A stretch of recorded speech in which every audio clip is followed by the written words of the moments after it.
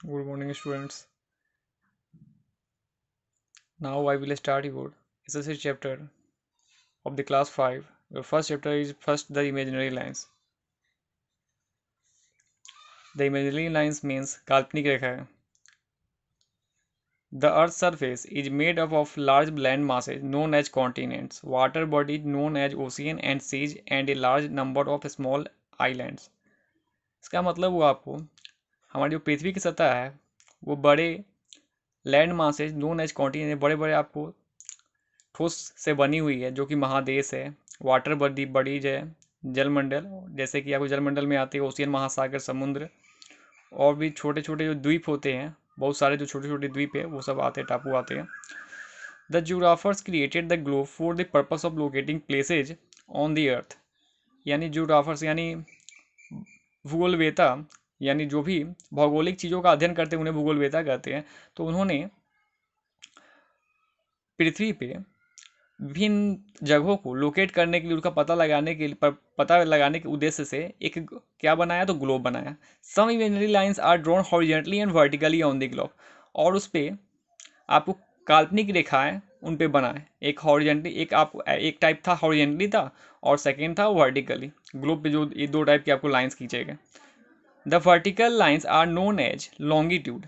जो vertical lines थे दिखाए थे उनको लॉन्गिट्यूड कहा गया. लॉन्गिट्यूड मतलब होता है अक्षांश रेखा.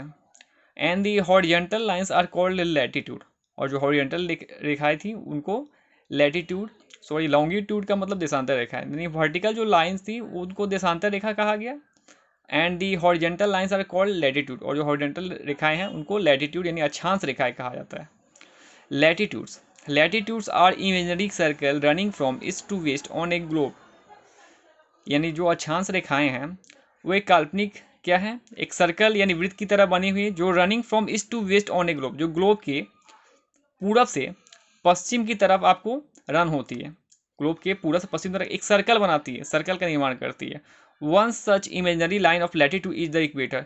एक जो इमेजनरी लाइन होती है लैटिट्यूड, उसको हम इक्वेटर कहते हैं, भूमध्य रेखा. It divides earth into two equal halves known as hemisphere.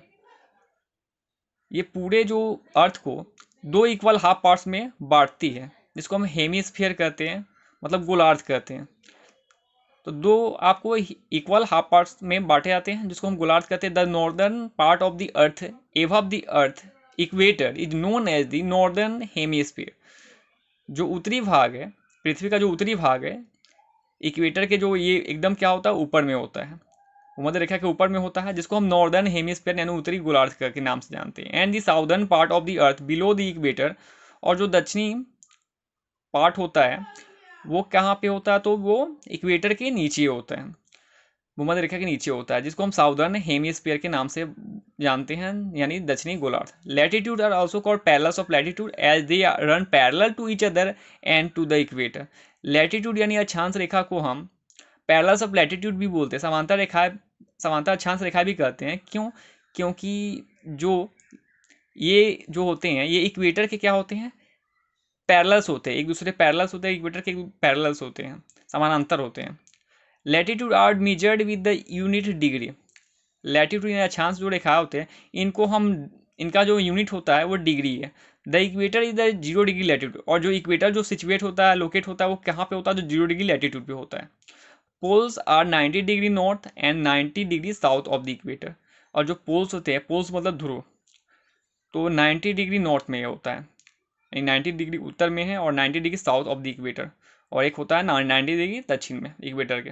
The parallels in the northern hemisphere are levelled 10 degree north, 20 degree north and so on.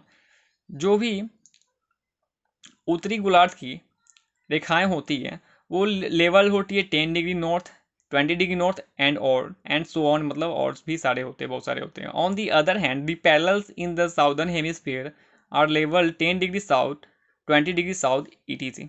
और दूसरे आपको दूसरे जो पार्ट है जो कि आपकी साउदर्न हेमिस्फीयर है, दक्षिणी गोलार्ध है, जिसमें आपको आता है, जिसको लेवल किया जाता है 10 डिग्री साउथ, 20 डिग्री साउथ, ऐसे लेवल किया जाता है, यानी उनका डायरेक्शन साथ में रहता है डिग्री के साथ में. देयर आर 181 लैटिट्यूड इन और. अब कितने लैटिट्यूड है, तो 181 लैटिट्यूड है यहाँ पे. सॉरी यहाँ पे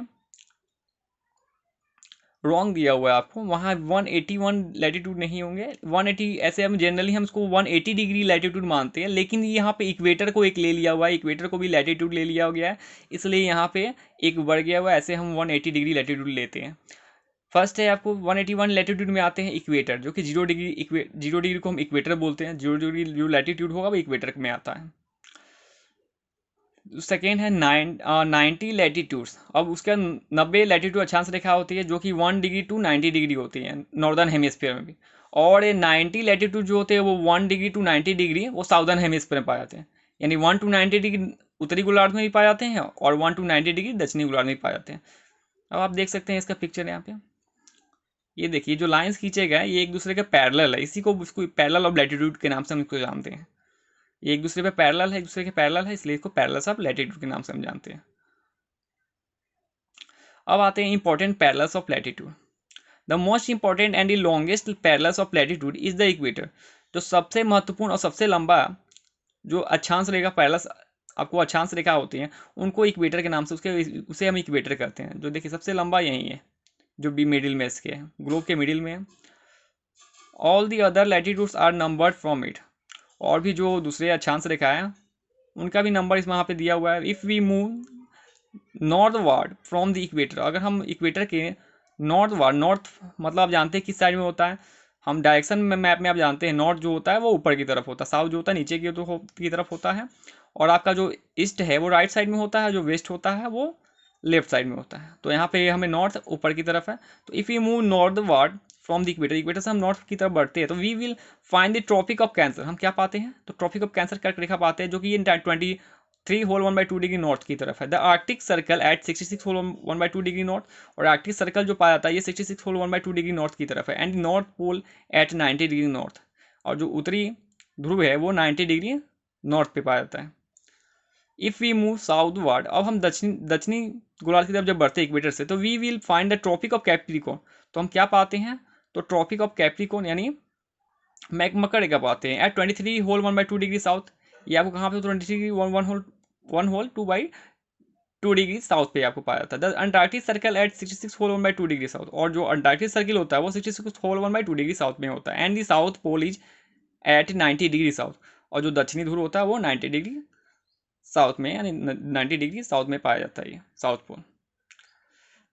थैंक यू, आज के लिए बस आपको इतना आपको रीड करना है घर पे खुद से। इसका पिक्चर मैं ऐसे डाल दूंगा आपको, इसको आप अच्छी तरह से रीड करेंगे।